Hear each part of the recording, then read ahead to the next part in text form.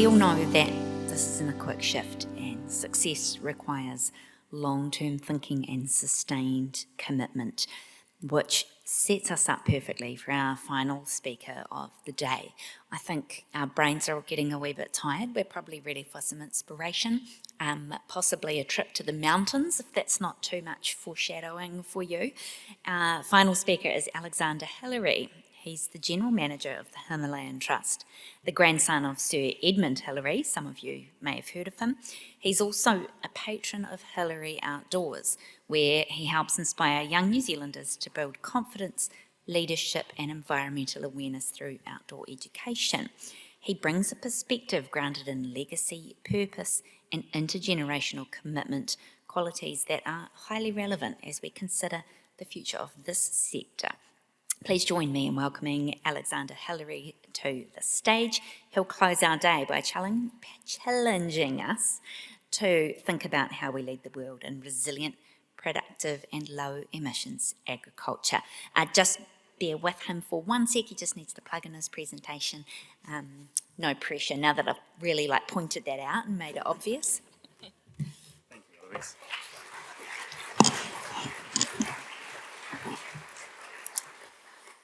Thank you, Eloise. Well, just one moment while I get plugged in and sorted here. Well, while I do, good afternoon, everyone. How has your day been today? Fantastic? Good first day? Wonderful. Well, look, before I go any further, I'm going to cut right down to it and sort of acknowledge the obvious. I'm a bit of an odd one out here today at an Ag Emissions conference, but I'm really excited to be here nonetheless. Now, I'm not a farmer like our previous amazing panelists, but I do know just how important farming and agriculture is to us here in Aotearoa, New Zealand. Not just because it underpins our economy, but also because it is critical to our culture and to our identity as well. Now, rural resilience is part of our national character, and my grandfather, Sir Edmund Hillary, he's famous for his history as starting as a beekeeper in the North Island of New Zealand, and then eventually reaching the summit of Mount Everest, a place where no one had been able to get before. Now, his journey took him from really humble beginnings all the way to the top of the world. So today it's my privilege to talk to you a bit about who my grandfather was, the values and the character that led him through pretty huge challenges and big expeditions to go on to create really significant change. Now, it's impossible to tell my grandfather's story without touching on that defining moment of Ed reaching the summit of Mount Everest with his climbing partner Tenzing Norgay in 1953. And this photo actually shows them as they're returning down off the mountain after their successful Everest summit climb. Now, Ed was a tough climber whose natural strengths had been honed on the mountains of our Southern Alps here in New Zealand. And it was these mountains where Ed learnt that mountaineering is about much more than just fitness and physicality. It's about resourcefulness and tenacity. Now, Ed was one of 2 Kiwis on the British Everest expedition. And alongside the Sherpa climbers, they were a really formidable expedition team. There were over 400 people involved across this expedition, and it went for more than 3 months. But the challenge they had ahead of them was enormous. Everest, that mountain there, is the highest point on Earth, 8,848 meters above sea level. And at the time, medical professionals and the scientific community, they were genuinely debating whether it was physically possible for the human body to survive at that altitude. And we now call that area the death zone. It's an area where there's less than a third the amount of oxygen at sea level, where we are here in Wellington. Now, this was incredibly important because on this expedition, they were breaking new ground. They brought multiple different types of oxygen systems with them, and this whole new school of thought around physiology. And Ed quickly recognized that these oxygen systems were really going to be the key to breaking through that sort of physiological barrier at 8,000 meters. And his skill in managing them and his quick adoption meant that he was part of that one of the top candidates for reaching the summit of Mount Everest. Now, there were many people in Ed's time that didn't believe in these systems or the body's ability to survive near the summit of Mount Everest. But the people on this expedition, they did believe, and they went on to achieve what no one else had. Now, by mid-May, this expedition had had really considerable delays. They were starting to have this creeping realization that the monsoon weather was soon to arrive, and which would end their climbing window, force them to retreat down off that mountain, which would give the Swiss an opportunity to get the summit the next year, God forbid. And something to remember is, much like the moon race, there was a race to reach the summit of this mountain, and time was really running out. Now, 2 British climbers called Tom Bourdillon and Charles Evans were chosen to make the first attempt at the summit of Mount Everest. They pushed in really challenging conditions, their oxygen systems freezing as they went up onto the mountain, and they climbed higher than anyone had ever before. But it wasn't high enough. They returned back down to the South Col, where Ed and Tenzing were waiting, and the climbers were absolutely exhausted, having given it their all, and you can see that, you can feel that in this image here. Now, 3 days later, it was Ed and Tenzing's turn to embark for their summit attempt. They followed in Tom and Charles's footsteps up towards the south summit of the mountain, their lungs heaving, trying to suck in oxygen from the thin air. But beyond what they found is beyond that south summit is this section of really unbelievably steep terrain. Drawing towards the summit of Everest is this knife-edge ridge that actually has a 4-kilometre drop on the right-hand side, all the way down into Tibet. Now, to climb along it, you sidle along the less exposed side of that ridge, your feet still 2 kilometres above the valley floor on the Nepalese side. And then, to top it off, you reach what is now called the Hillary Step. Now, pre-earthquake, this was a 12-metre high rock face with ice clung to its side, barring the route to the summit. Now, Ed's fearless ascent of this 8,000-metre high rock climb is somewhat legendary, and for good reason. At that altitude, after all of this climbing, they must have been absolutely exhausted. And they were faced with this technical ascent that they really hadn't bargained for. But they didn't waste any time after clearing this, and they trudged on up towards this rounded dome above. Ed would have been swinging a long glacier axe, cutting steps as they went, and just like that, the world would have run out, and they would have reached the summit of Mount Everest. Now, what makes me endlessly proud of Ed and Tenzing is that this climb, it was not about the glory of the accomplishment, it was about pushing the boundaries of what was possible. For centuries, Everest had been the symbol of the impossible. So this accomplishment, it really did. It had this huge ripple effect, redrawing the boundaries for what was possible for everyone who came after. Not just on Mount Everest, but for people all around the world tackling their own big challenges. Now, Everest was one of these sort of defining accomplishments of the 20th century. It was a triumph of human will over impossible odds. And climate change is this century's mountain. And Ed knew this better than most. No great summit is achieved in a single stride. It's made up of thousands of small ones. And the difference is, this time, we all have to climb that mountain together. Now, when you picture the man who first climbed Mount Everest, you probably don't picture him in a beekeeping suit working on a hive in the Waikato. But as I mentioned earlier, that's where it began for Ed Hillary. He grew up helping his father on the beekeeping operation, and by his 20s, he was practically running this operation himself. It was physical, it was unglamorous, it was seasonal work, entirely at the mercy of the weather, and the plants, and frankly, the mood of the bees. And Ed actually wrote at the time of this endless dream of the bumper crop, and I wonder if that sort of sounds familiar to anyone in this room. But for nearly 15 years, Ed would work these hives, and during his downtime, he'd head into the southern Alps of New Zealand. And many here will actually know that accessing those mountains in New Zealand involves, many days of walking through high country farmland, through bush, before you even have a chance to put on your crampons or your boots and climb. Now, one of these farms was the Aspinalls farm in the Matuki Valley. It's a beautiful area near Mount Aspiring, and this was where Ed was close friends with the family there. He spent many summers, and heading up through the summer pastures that you can see here and up into the Alpine region was where Ed learnt his trade. Now, in Ed's heyday, when he was doing a lot of mountaineering, it was the 1940s and the 1950s, and it was the golden age of New Zealand mountaineering, where first ascents were being made all of the time. And one of the things that helped with this was that our glaciers were incredibly healthy. They were full. The impacts of climate change on glacial dynamics was not yet being felt. Now, I can tell you from my own personal experience, it is a very, very different story today.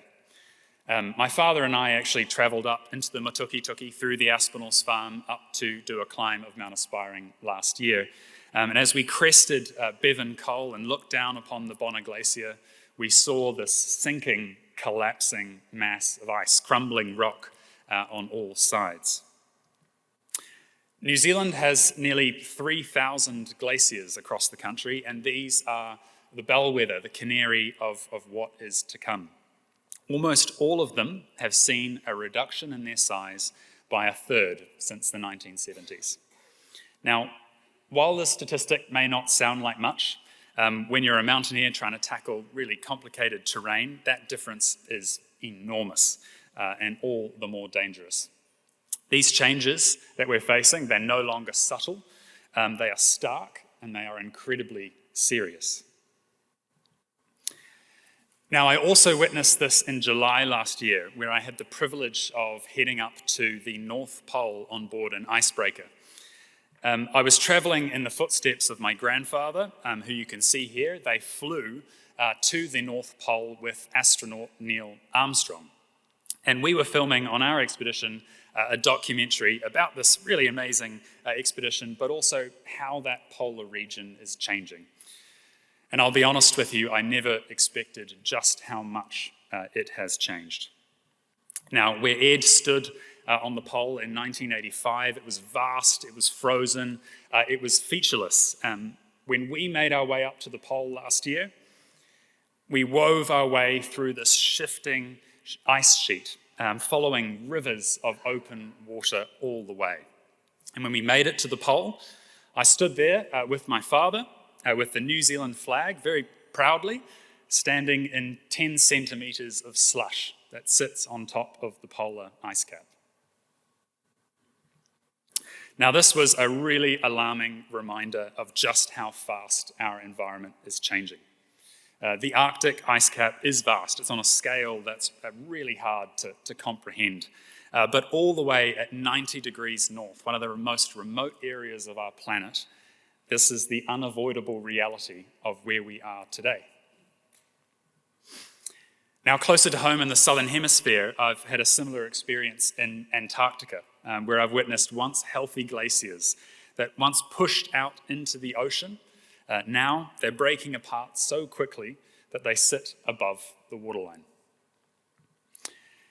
Now, I've learnt a lot in Antarctica, but one story that has always stuck with me is the 1955 Commonwealth Trans-Antarctic Expedition, which my grandfather Ed joined as part of a small Kiwi contingent on that expedition.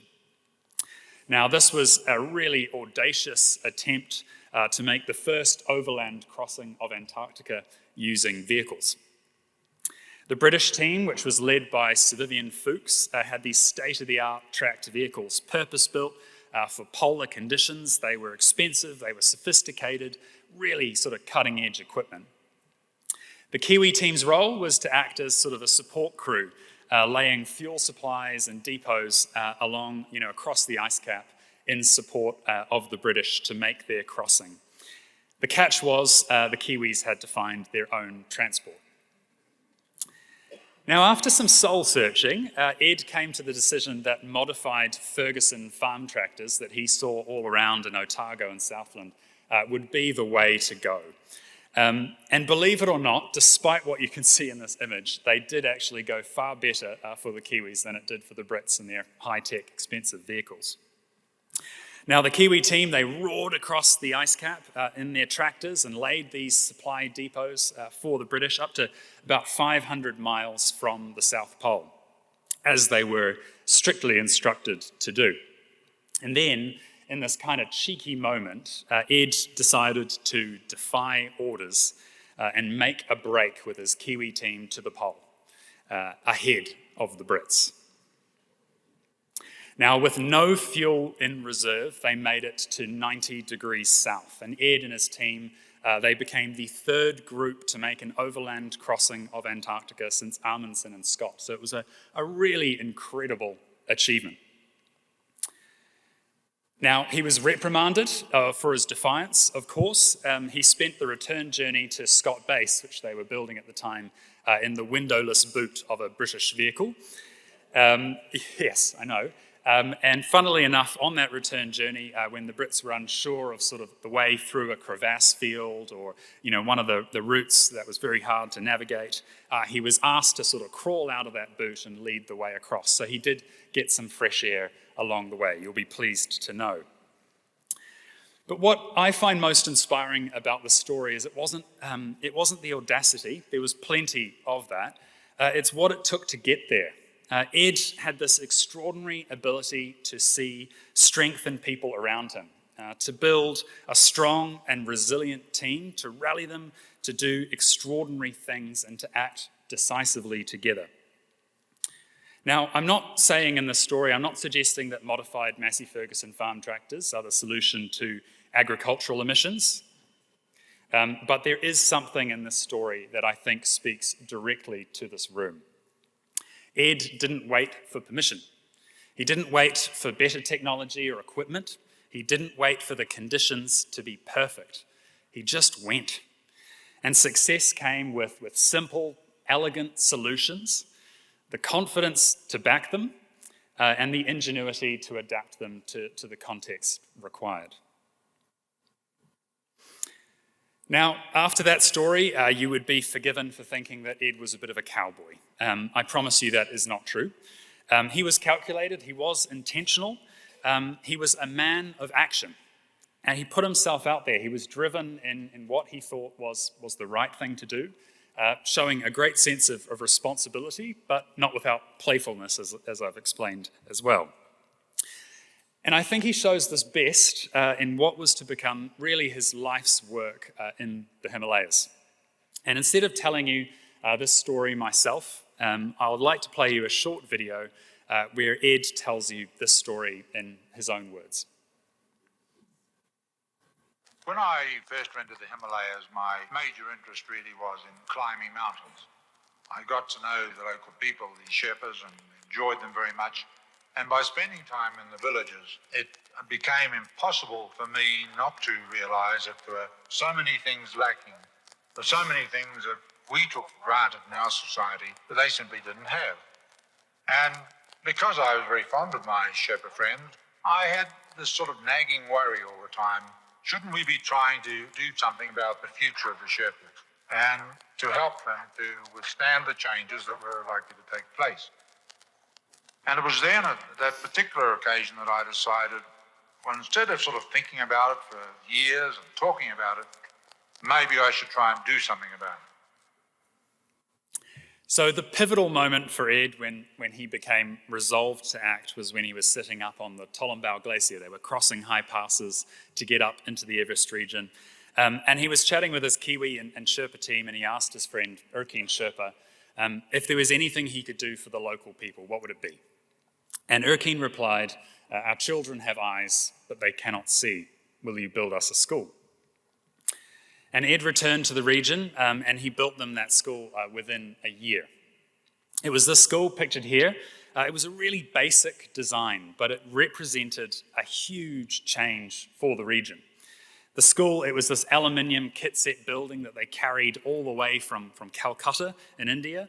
And much like Ed's tractors, the school was simple, it was practical, but it did all that it needed to do to introduce education to a region that had never had a school. Ed brought sort of classic Kiwi ingenuity to a Himalayan problem, and with local expertise through partnership, he transformed the region.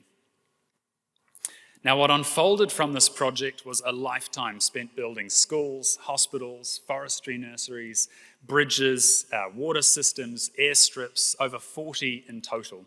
And one of the most significant projects of this was the establishment of a national park around Mount Everest, including villages and farms, and as well as the planting of 4 million trees across the region to tackle erosion.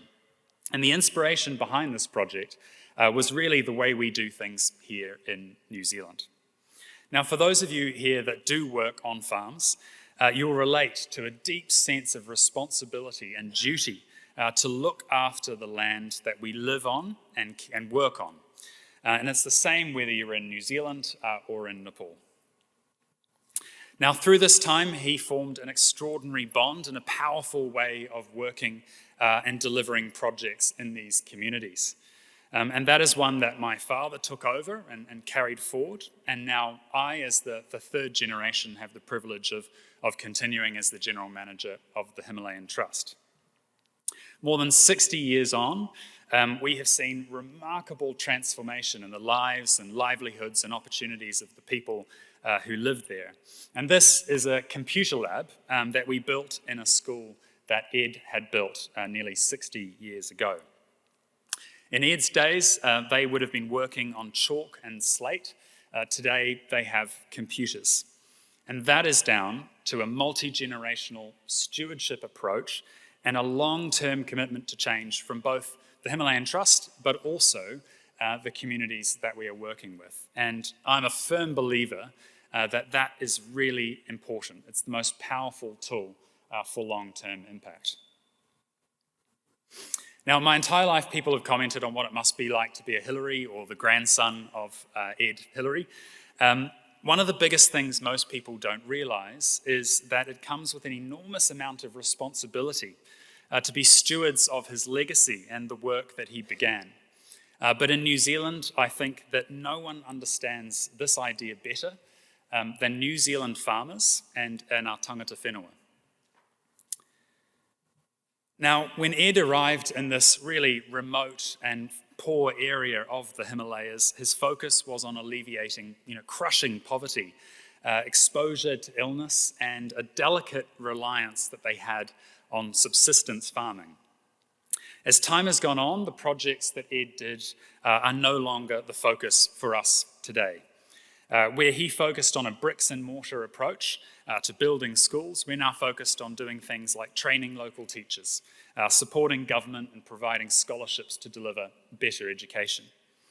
For the Trust, change has been a constant. Our work has evolved, but the approach, the mission, the values have remained the same. Now, today, increasingly, the challenge that I face in my work with the Trust is climate change and its impact on Himalayan communities. Much like the North and South Pole, the Himalayas are changing rapidly. There's a huge amount of glaciers across this mountain range, and that is why they're often described as the third pole. But never before have the Himalayas been so bare of ice and snow. Now, the Sherpa people in the Himalayas are remarkably resilient. You have to be to live in such a challenging mountain environment. They're used to rebuilding after floods, after earthquakes, after avalanches. But in my work, the concern around climate change is becoming increasingly clear. Now, the people of Nepal, they're trying to act now, but they don't have the resources and the organisation that we have here in New Zealand. And they're looking out for guidance.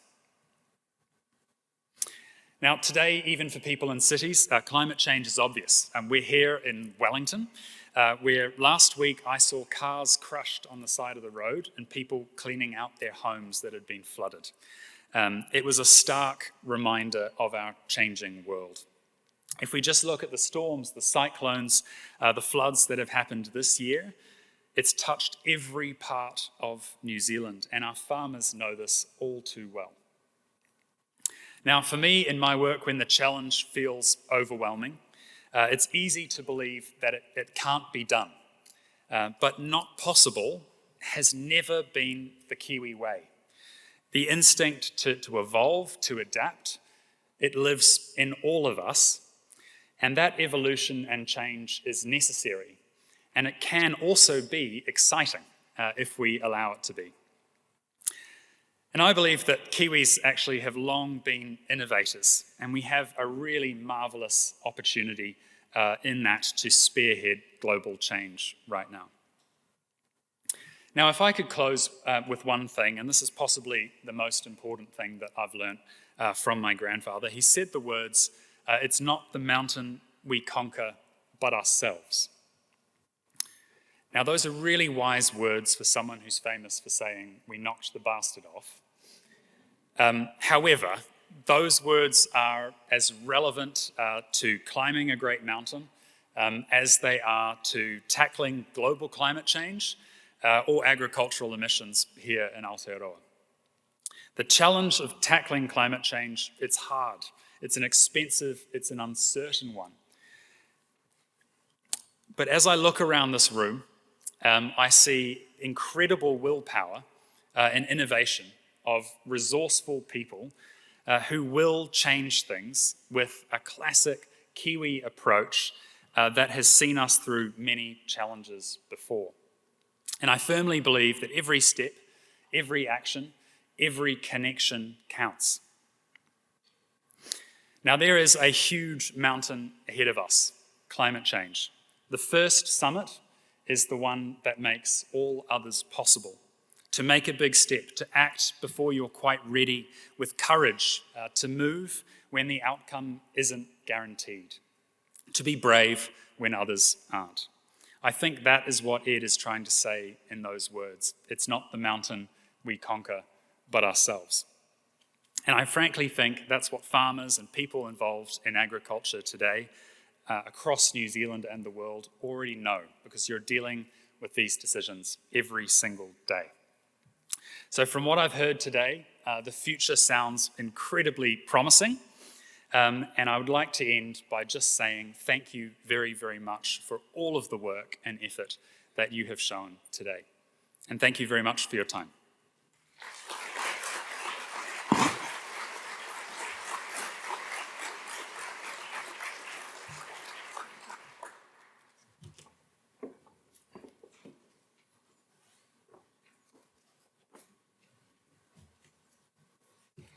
What an end to the day. And what a reminder for me of the value of taking the step that you can take today rather than waiting for the perfect solution.